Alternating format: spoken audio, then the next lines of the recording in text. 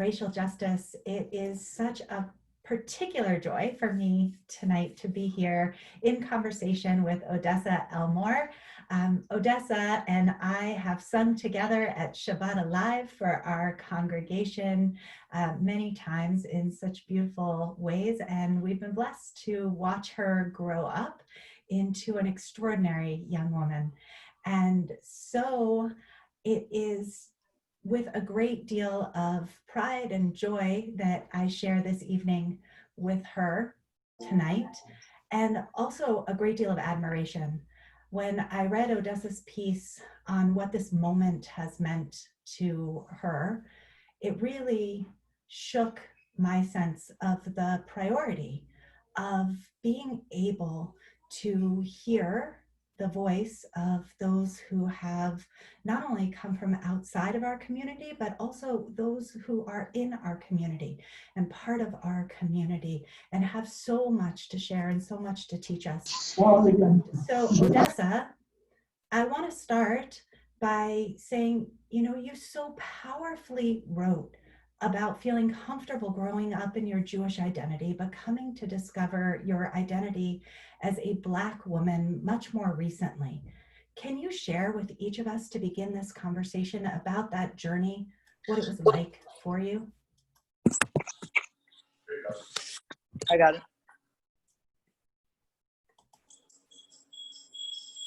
I grew up, my mother's white and my father's Black, and I attended the Rashi school when it was in Newton until I was in 5th grade. So I was always surrounded, I think, by this Jewish community, but I grew up in Brookline for the most of my life. And so I think I was constantly just surrounded by a very white-centric neighborhood and peers, especially even at the Rashi school. Me and my brother were usually, I think, if not always, the only two people of color at the school, which, just reflects, I think, America and not necessarily the specific institutions. I think it's more just the United States in general, but I never really had that connection to the Black side of my identity. I know I talked to my parents and my family about how my mom kind of feels like she handled the role with growing up and teaching my brother and I the Jewish side of our identity. But I think in some ways, my dad is always really busy, so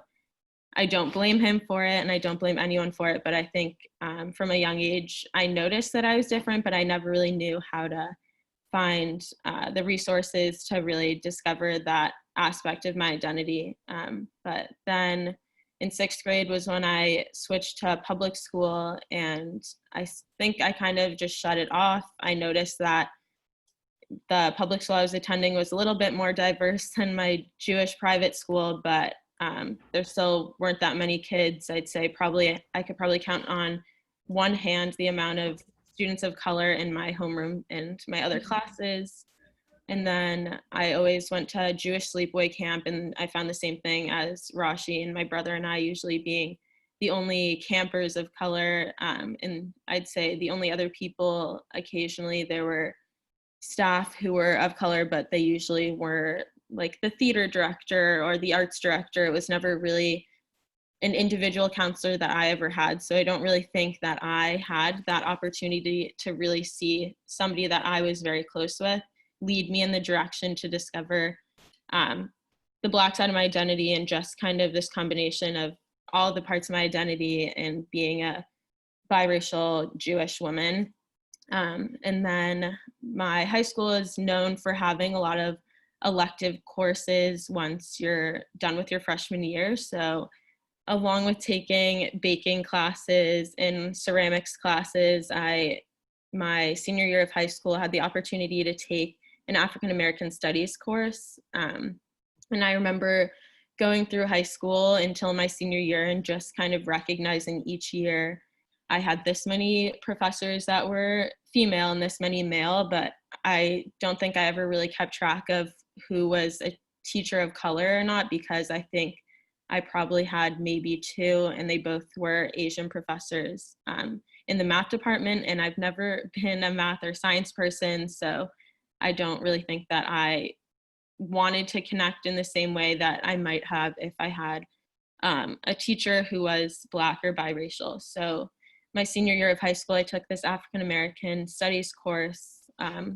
with a Black man, and it was a really influential class, I think, in being able to take the time to look at resources on my own and discover the different aspects of my identity. I've never really been into reading, but I've found now, especially through college, that some of my favorite books are books that I've read that have to do with race and have to do with identity, whether that is race, whether it's gender, etc. So I think actually my sophomore year of high school, I took a creative writing class, and I think that was the first time that I really had the opportunity to write for myself. And until this day, I have pages of notes on my phone that I just write bullet points or small paragraphs, but I've never really shared them.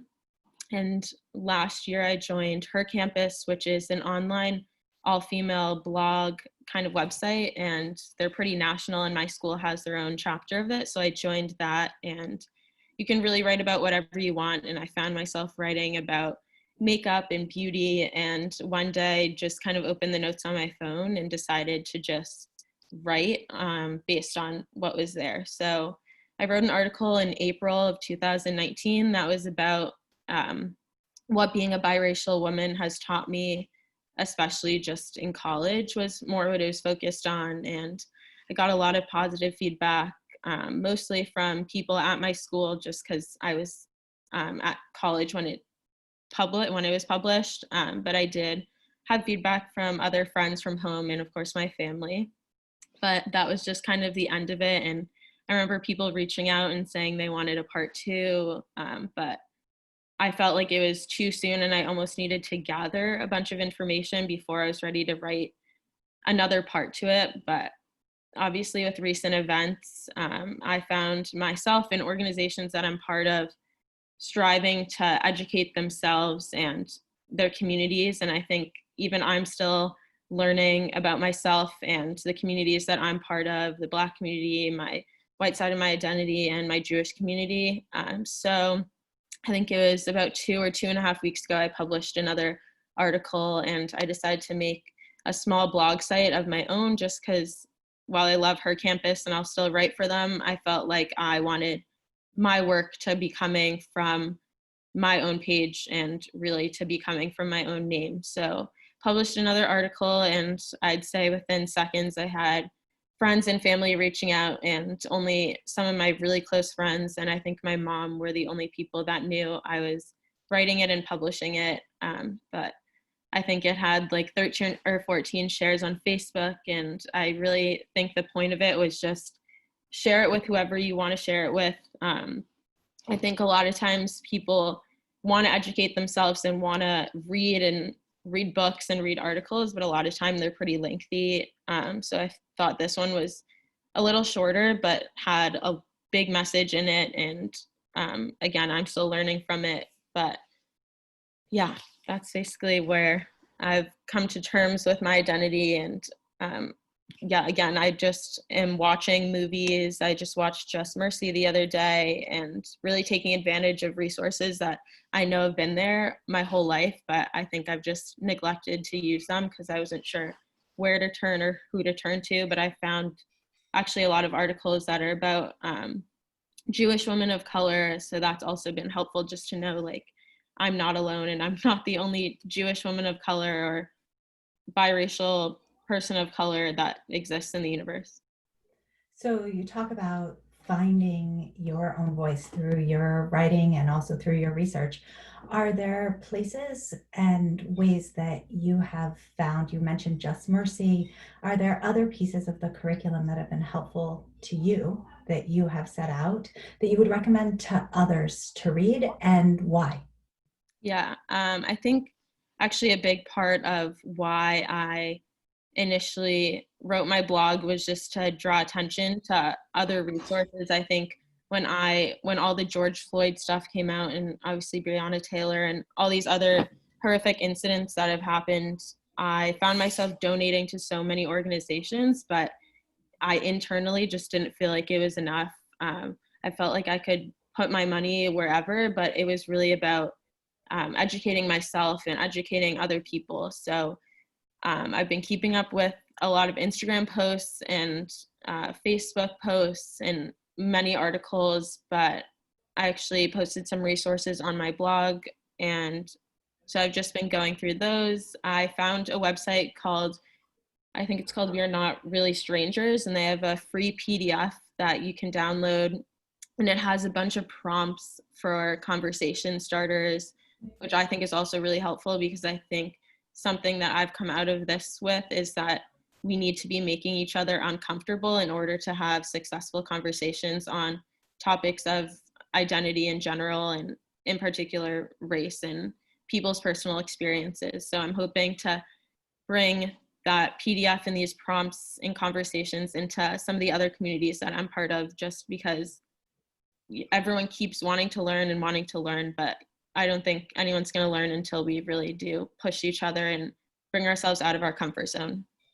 So speaking of out of our comfort zone, I was pushed tremendously out of my comfort zone when you shared about the jokes that your friends would say in your blog at camp.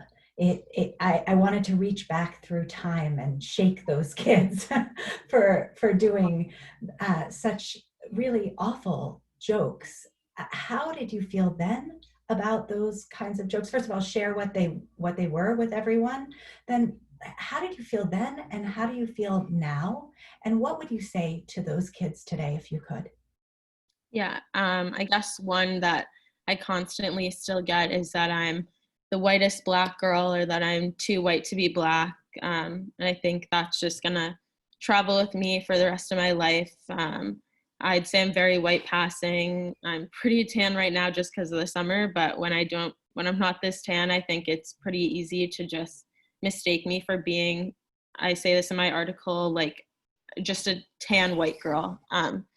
So I think that really affected the way that I saw myself. And I think that's a big part of why I wasn't able to kind of accept this Black side of my identity, because I was just seeing and listening to what everyone else was saying about me. So I wasn't able to really push past it and acknowledge that I'm not just another white girl. I have all these other different aspects to my identity. So that was one thing. I can vividly remember going to Israel with my camp, and there were a couple guys on my bus for our Israel program who would joke about 100 lashes, obviously connecting that to slavery, which is really disturbing. And I think in the moment when I was just surrounded by friends, I think it was hard for me to I obviously wanted to stick up for myself, but I think in the moment it was like, I've known these kids since I was like 9 or 10. Like, what are they going to think about me if I do stand up for myself? Like, I might not have been, I don't think I was really as close with the people that said it, which I guess it's kind of good that it wasn't my close friends saying it, but it's still people that I grew up. I'd say camp was like my second home. So it definitely wasn't nice to be hearing that. And I just remember like not wanting to go to anyone on administration or anything, or to say anything, because I just, for some reason, was feeling guilty and felt bad that I was like ratting them out, even though I knew it was a horrible situation. It shouldn't have happened. But I had some friends that did encourage me to speak out, which was positive, but I don't really think anything came from it. And I don't blame my camp for it. I just think there's a lack of teaching within, I think, Jewish communities in general, just because there aren't many Jews of color in America. And I think I don't blame anyone for it. I think especially now is I'm realizing that it's not my job to educate everyone, but I think that I play a part in it in being able to speak from my own experiences. I know my camp reached out to me and asked me if I could help out in their virtual staff training that's happening this summer. So that was,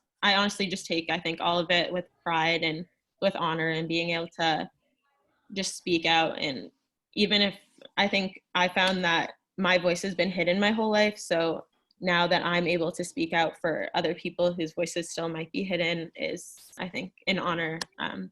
But yeah, I think if I were to talk to my younger self, I think I'd just say, stick up for yourself. If people are saying that about you, then they're not worth your time, and they're not worth being your close friend. So it's really just about accepting yourself. And I wish I could have accepted both in all of my identities when I was younger, but I think that because I had such a deep connection with camp, it was hard for me to try and let go of some aspects of that. So yeah. And you said you're going to do a staff training. What are some of the things that you'll say to the counselors about how to avoid that situation in the future? Yeah, so I the second that the director reached out to me, I was definitely nervous because I was like, I don't know, how do you teach like the oldest campers, and how do you teach counselors that have already grown their whole lives in their own communities? But I think one thing is we're all inherently biased. We all have a bias, but it's important to acknowledge that campers and people younger than you and even people older than you are looking up to you in some way, and that the counselors have such an influence on the campers. So, you know, there may not be any campers of color, but just acknowledging that, like, why is the reason for this when we know there are Jewish people of color in the world? So like, what's not drawing them to camp? Like, that was, again, like my second home. So there was obviously a reason why I stayed. So how can we bring minority communities, and how can we make camp an accepting place? I know one thing I talked to a friend about, who's been a friend since I was 10, we grew up together, was just the prompt of camp is inclusive because, or camp is inclusive when. And I think it's a prompt that can be used in any situation. I could use it for my school, you know, blank is inclusive when. And I think that's really something that we need to think about. And if there's no answer for it, then I think that that's where the problem lies. Mm. And what would your answer be? So say, let me give you this one. Temple Emmanuel is inclusive when? Yeah, I was actually thinking about this yesterday, but I think I think I only started going to Hebrew school at Temple in 6th grade, but the fact that I never, I was obviously nervous the first day just because I'm always pretty shy when I meet new people, but I think the fact that I don't think complained about being like different at Temple just always stood out to me. And I think the Temple is they really recognize the fact that they want to include so many members of the community. Like you said, I've sang with the Temple before. I helped teach the little kids when I was younger, and I'm doing this now. So I think it's really important to recognize that Temple Emmanuel is really accepting and encouraging of, I think, people of all ages to introduce themselves to situations that might be different, but that are encouraging and useful later in life. So this moment calls on all of us to think about racial justice.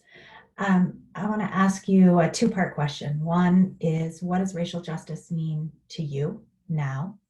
And secondly, is there anything that you learned along the way from your Jewish tradition, from Rashi, from Temple Emmanuel, that informs your sense of racial justice today?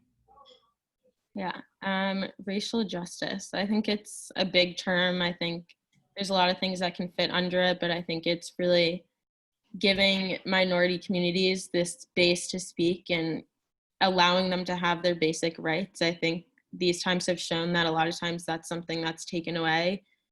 So I think it's really being open to new conversations and I think sometimes having white people just take a step back and allowing minority voices to just speak and having people just listen. I know my sorority nationally is doing these things called listening sessions, and it's really just a chance for anyone to speak and share whatever you want. But I think that really is saying a lot, because I think through that organization, I've always just been a handful of girls of color in the sorority. And I think that's just been a big part of them opening up to change. And I think this that the Temple is doing is a way to open up change and dialogue in these difficult times and stuff. So I think really creating opportunity and advantages in the spaces that people of color often have disadvantages. And yeah. Hmm. And what about the second part? Is there anything you carry with you from your Jewish identity, from your teachings, that help you to encounter this moment now? Yeah, I think one thing from the very start that I kind of thought about a couple months ago is I think a lot of times people kind of try and compare the two.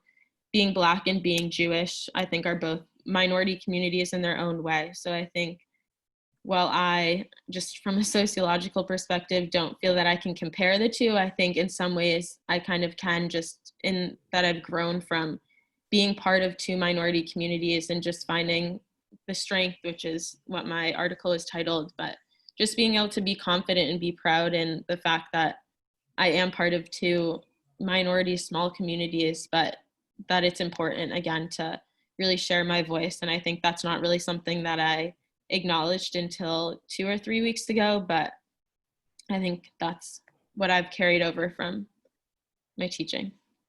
And what is it about this moment that, I mean, 2 or 3 weeks is a very short time ago. What is it about this moment that shook that in your soul? Um, I think just I remember when all the George Floyd stuff first came out and everything was just on social media. I couldn't scroll through anything without seeing a petition or an organization to donate to. And I just felt like I said before, like I didn't feel like my donation was doing anything. I mean, obviously it's doing something, but I didn't feel like it was educating people. I just felt like all of my white peers at school were just donating, but weren't really gathering anything back from it. And I think it's important to recognize that there's like a two-way street, and that you can give, but until you're really educating yourself, nothing will really come out of it. And I think for me, that was writing this article, and it was just shared with my sorority too and my larger college community. So I think it was a lot of just recognizing that when I go onto Google and I search Jewish biracial women, that I want to be able to find articles that come up. And even though that won't be this article, I know that on one of my lunch breaks for work this summer, I did actually sit outside and Googled biracial Jewish women articles, just to see how other women were dealing with it. And I hope that other people of color and biracial women can look at my article and recognize that it is important to share your own experiences, because everyone's learning from it. But I think it was really important for me to be able to read other articles by women of color, just to say, I'm not alone in this. Now, there was a powerful article that was published a couple weeks ago, which said, "Don't call me a Jew of color. I'm a Jew. I'm not a Jew of color." And you and I today had a conversation a little bit earlier today. Bonnie had shared with us a really beautiful book, which was described as being written by a woman who is half Black, half Jewish. How do you respond to those different orientations about being a Jew of color?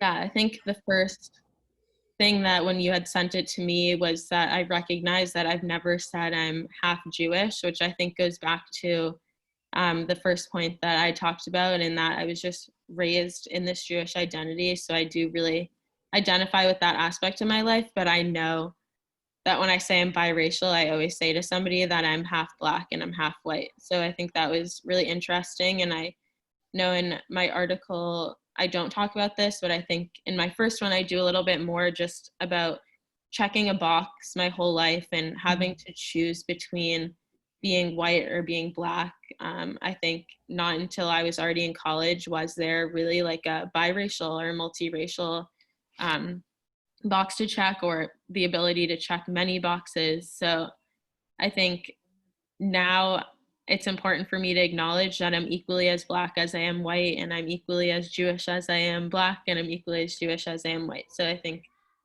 this week, and just even you just sending that article to me, was I've never thought about how I express my own identity to people. I think that was really helpful, just to acknowledge that I'm equally everything in my identity, but some things might just shine more, but it's important for other people to know.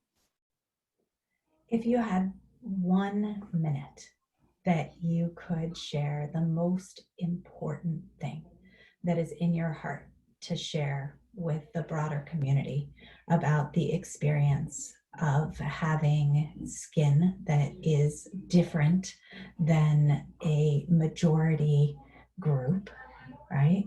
What would that be?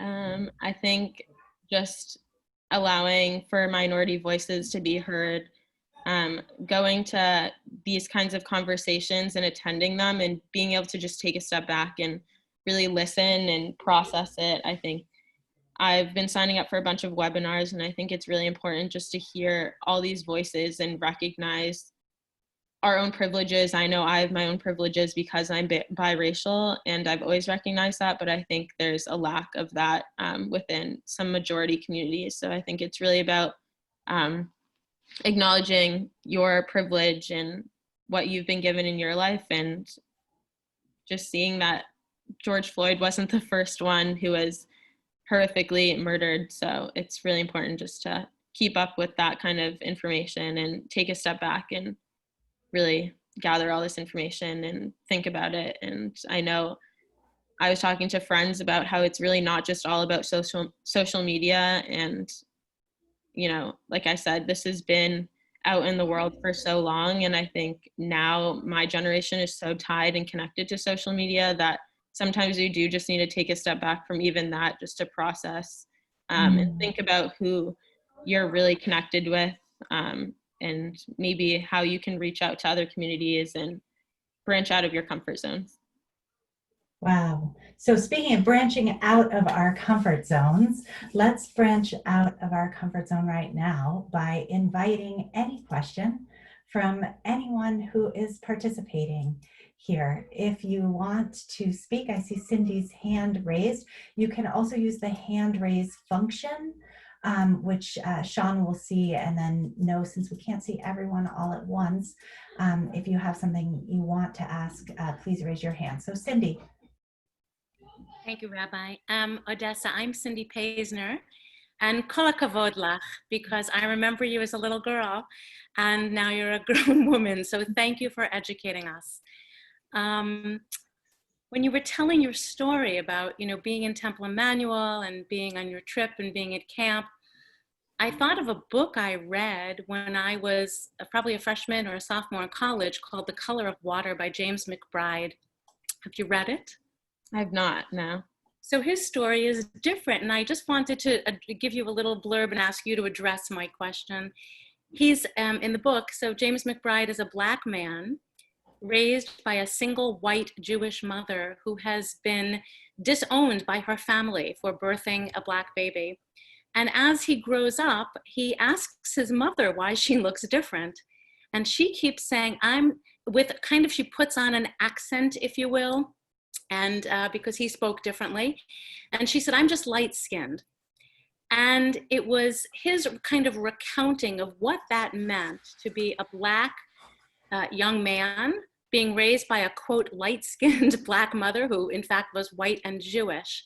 And I wondered if you would speak to us a little bit more about your experience and how, I love Temple Emmanuel, of course, but what that experience was like for you walking into a room of white people with a white Jewish mother, a Black father, and just kind of what that felt like to you and how you might compare that to how he grew up.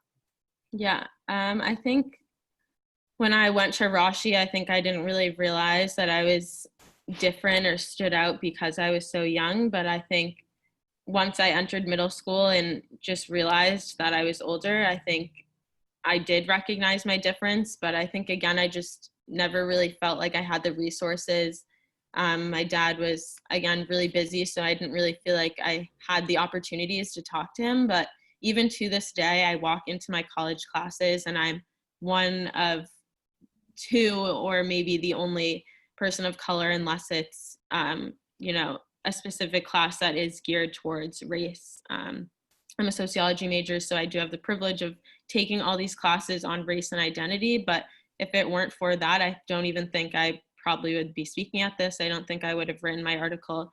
But I think one thing that kind of stood out when you said that is, obviously my mom is white, and I think a lot of times when we're walking together, we'll kind of talk about, do people recognize that I'm her daughter? Do people think we're friends? And just how other people perceive me or perceive us when we're walking together. And obviously the only people that really know are my friends and our family friends and my family. So, but I think I've just learned to kind of just drop it and just acknowledge that I know who my family is and I know who I am. So I think it's just important to recognize that it shouldn't matter what other people think of me. For a while, I was not sure how to dress and not sure how to wear my hair every day, because if I wore my hair straight, I felt like I was connecting more with the white side of my identity. I've never worn my hair natural unless I was a lot, like much younger, when I was a child. And I think it's just, yes, I didn't really know how to take care of it, but I think I knew that that was connecting me with my Black side, my identity. And I think I just always feared how would my close friends react to it, because I was their only Black friend. And I just hope that I'm not the token Black friend and that people can learn from me. Thank you so much. Yasha koach. Thank you. Wayne, and then we'll call on Sue. So first Wayne, and then Sue.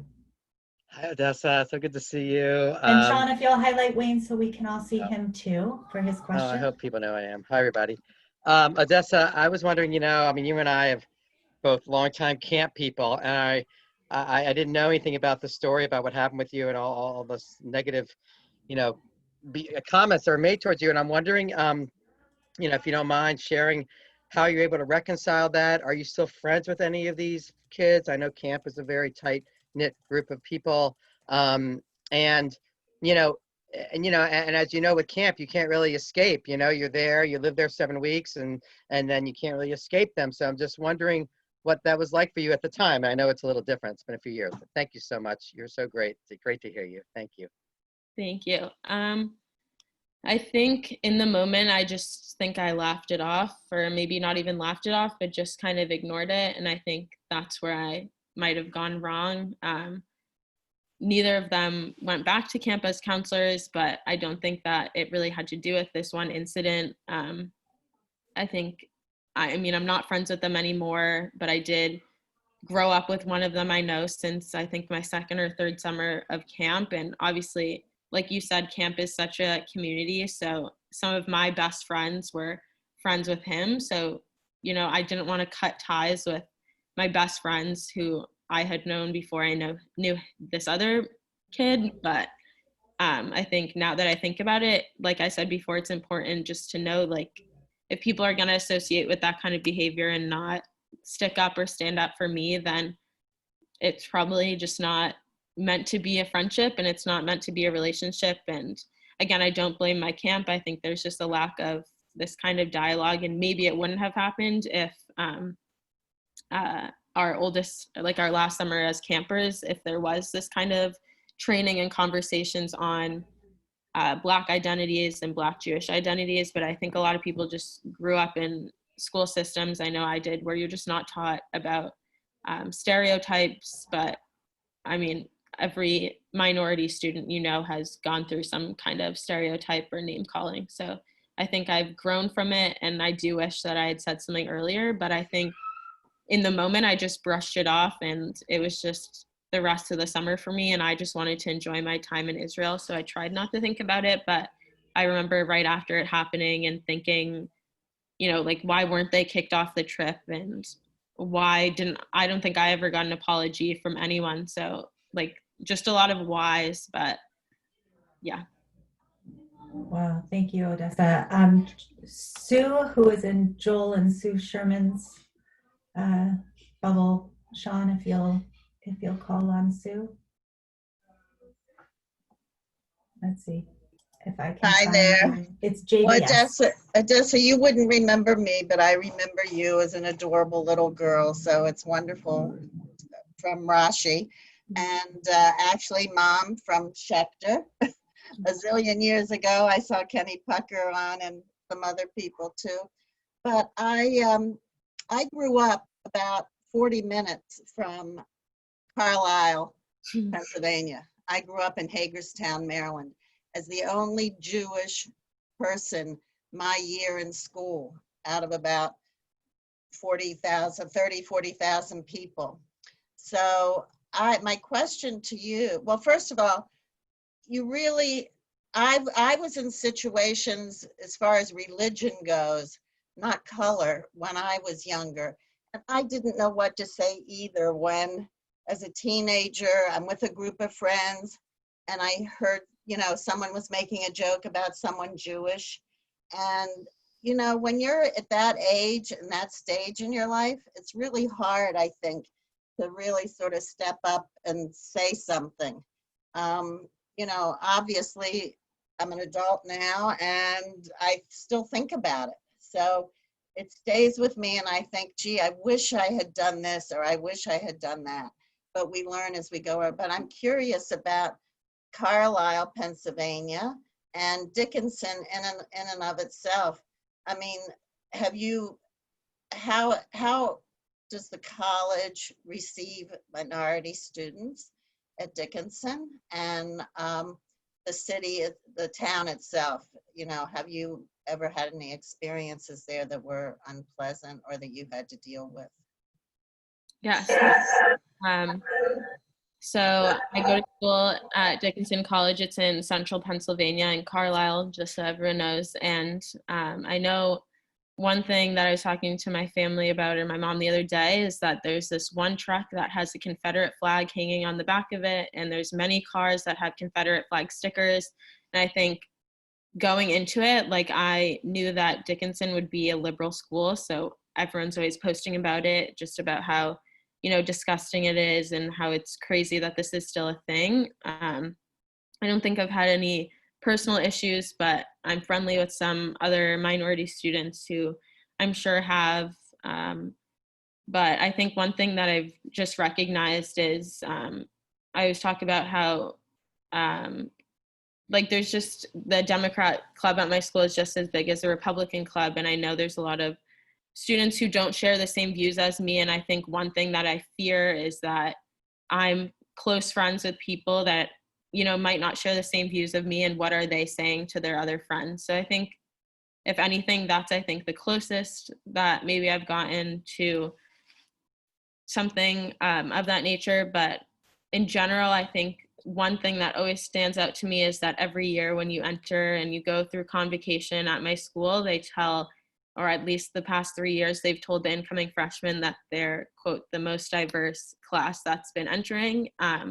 And the other day I actually searched it, and my school is about 67% white for undergraduate students and about 88% white for faculty and staff. So that was a little disappointing to see, just because I remember when I went to Brookline High School that there was always initiatives that were started but never really finished in terms of getting the student body and the faculty staff body to kind of match up more. And I think, while, you know, 20% might not seem like a lot, I think it really is a lot, and I think it's visibly noticeable. I know, I don't even know if I've had any faculty or professors of color at Dickinson so far. I think there's maybe a couple administrative people who are of color, but it's definitely interesting. There's one man who works in admissions, and I don't even know who he is. And I think us being able to just connect and say hi, I don't even think, I still don't even know his name, but every time I see him, he says hi. And I think it's almost because we know there's so few people of color on campus that it's really important for us to at least acknowledge each other and have that connection. But I think a lot of the clubs at school, like a lot of the multiracial clubs at school, do a good job of connecting with each other, just in terms of, you know, Latino students can connect with Black students, and Brown students can connect with Black students. So really making a point of making a larger community in which minority students are gathered in case there was some sort of incident. I know my freshman year, there was a blackface incident during Halloween. Definitely disappointing just to see how little the school did, and it was more left up to coaches of the students. But I know it's really important to see the reaction of other students is really powerful, and something that I've seen is something that's a constant at Dickinson, and just that students are always there for each other. And I know my friends are always there for each other. I remember when that incident happened, and all my roommates and I just kind of sat together and just acknowledged what had happened, and how in the moment it seemed crazy, but at the same time we recognized we live in the United States and maybe it wasn't so crazy that it happened. So Any other questions from, I see a hand. Was that Ruth? Sean and Jerry Jacobs. You know, besides training, everybody's talking about training. But besides training, what would be your recommendations to help teachers at all levels, Hebrew school teachers, camp staff, to be more understanding of kids like you, and I'll just leave it at that. I think one thing is, I know, like I said before, I've never really loved reading. So I think movies are really important, especially for not kids maybe, but there's a movie called 13th, which is on Netflix. And I think I've seen it about 5 times in my 3 years at college. And I always talk to my friends about how each time I watch it, or each time that I've seen it, I pick up on new data and information that stands out to me. And it's like, wow, this is insane. And 13th is more about the prison system. But I think it's important just to look at data and numbers and really educate yourself and be able to teach other people. I think it starts with yourself. You know, one individual isn't going to change the world, but at the same time, you kind of can change the world on your own. If you do one thing and you teach your friends, they can pass that along. So I think it's a lot of, I found the movies to be really interesting, short articles, interviews. There's a lot of TED Talks that are out there just on different topics of race. So, you know, I guess like you were saying, it's not always just about trainings, but I think it's just taking the moment to sit down with yourself and be able to process information on your own, rather than, I think in a training, you're probably around a lot of people. But I think it's important to just watch for yourself and just jot down notes and how you can influence and just share with other people. Yeah. Beautiful. Anyone else like to ask a question or have a comment? No? Then I'll ask. I actually, Go ahead. it's Sue Edelstein. Hi, Sue Sue. Rosenbaum. Hi, Odessa. I know my nephews were really close with your brother, and I think you also knew my side of the family, so both the Edelsteins and the Rosenbaums at camp. But my question is, I know you can't speak for your brother, but do you think your experience was similar to his, and was it helpful to have each other?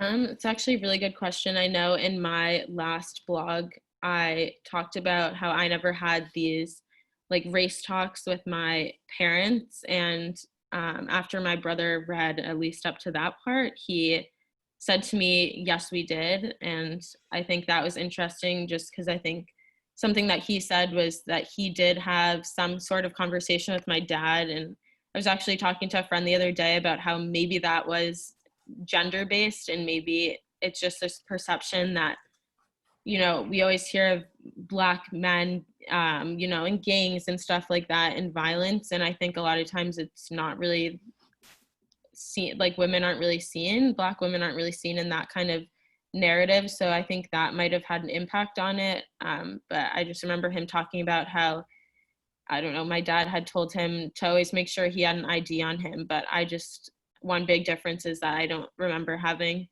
any sort of conversation like that. And, you know, maybe I did and I just forgot about it. But yeah, but I think we're pretty opposite personalities. He's definitely very outgoing, and I think sometimes I keep to myself more than he might. So I think we probably had very different experiences. But I think one thing that is pretty similar is that I think both of our close friend groups are probably all white people. We're very connected into white communities, and I think that's something that was similar. But yeah, one thing is that we've just never really talked about identity together. So maybe that's something that I should do and probably should have done a while ago. But yeah. Thanks so much, and it's really great seeing you. Thank you. Any other questions?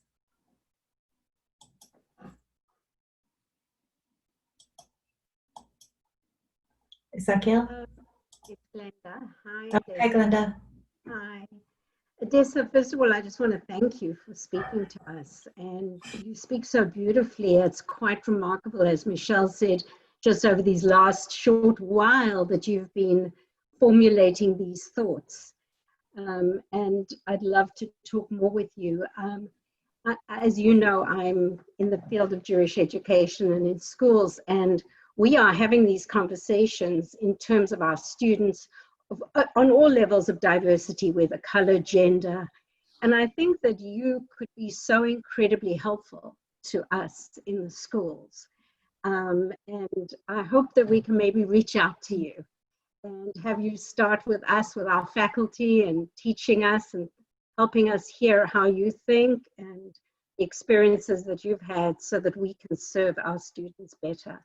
But thank you very much. Really very moving, very powerful. And thank you for putting yourself out there. Thank you. Beautiful. Thank you. I did see somebody else's hand scrolling through earlier. If that was you, Amanda.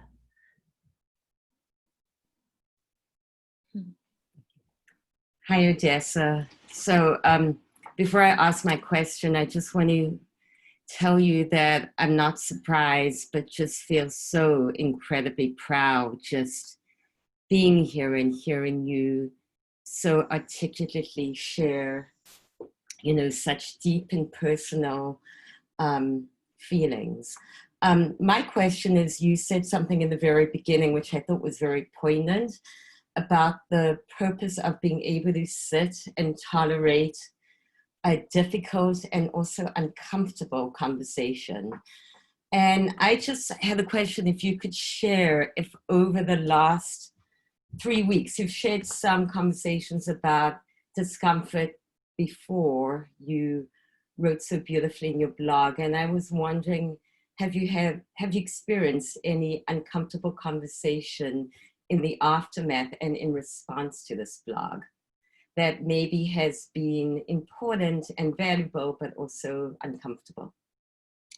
I don't think I have yet, but my sorority actually is starting something just with our chapter, and each Wednesday we're posting an article, a movie, a book chapter, a playlist, a song, and every other Monday we'll talk about it. And Tuesday, actually, we did it this week, but Tuesday was the first time that we had the opportunity to come together. And I think my sorority has right now like 50 girls, just because seniors just graduated, and only 6 of us showed up. So I think one thing that I've been talking to my mom about is, how do we get more girls to show up without having people show up because it's a mandatory thing? Because I would not want to be having conversations with people who aren't willing and don't want to learn about this kind of information. But I do think it's important, and I think it's important for me to reach out to at least the girls that were in my class here and just say, you know, it is a little embarrassing that there were only 6 of us. There were no girls from the youngest class. And I think it just goes to show, like, you know, I've never really doubted my presence in my sorority in terms of wanting to leave the sorority, but I think this kind of thing happens, and it's, you know, why am I in the sorority in the first place, and why are other people in the sorority? So I think the next time we have the conversation, I've been talking to a couple of friends just about how it might mean calling people out. It might mean presenting, like this PDF download that I was talking about has prompts for these conversations. So it might mean stealing one of those and just really, I don't know, calling people out and just having people again recognize that I'm sure a lot of these people have never had these conversations. So I think it's important for people to recognize that you can't hide from it. This is America. You know, you're gonna have to face serious conversations at some point in your life. And if it's not now, then, you know, when is it gonna be? And I think it's better for it to come from somebody that is, you know, the same age or affiliated with the same group. So I think that I haven't had an uncomfortable conversation yet, but I almost hope that maybe next week when we have our next one, that I will be able to create the uncomfortable conversation, because without it, I don't think that any initiatives that the groups that I'm part of are trying to create will be executed properly without it.